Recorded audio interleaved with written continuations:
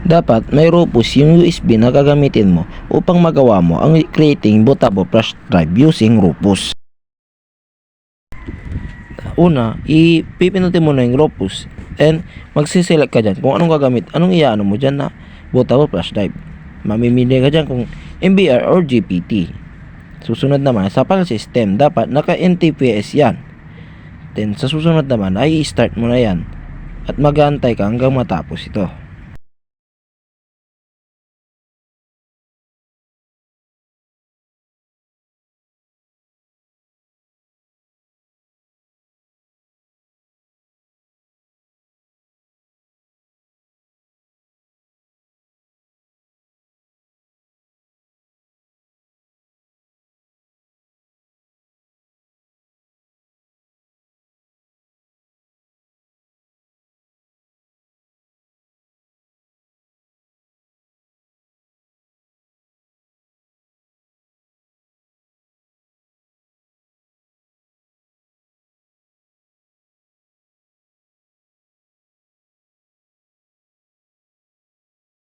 Dahil medyo may katagalan ng pag-install nito, ituturo ko muna kung ano yung partition, kung GPT ba o MBR ang dapat gamitin.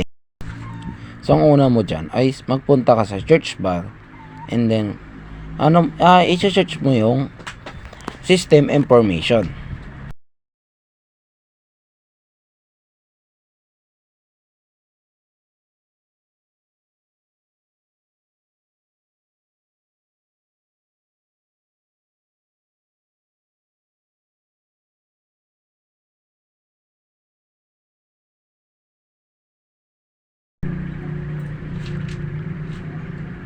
Pag nakita mo na sa may system information, ay makikita mo dyan kung anong ginamit yung pinang-install o kung UEFI or legacy. Pag UEFI naman ay MBR dapat ang gamitin mo sa pag-install ng Rufus. Tay, makita mo patapos na yung pag-installing. Ikinat ko na para hindi masyadong mahaba yung video natin. So, pag natapos na yan, ay pipindutin mo yung close. Kasi pag napindot mo yung start, ay mag-uulit-ulit siya. Kaya kailangan naka-close yan.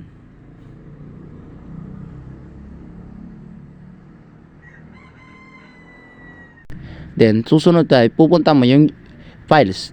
Then, titignan mo kung yung USB mo is mapapalitan yung name niya ng Win10.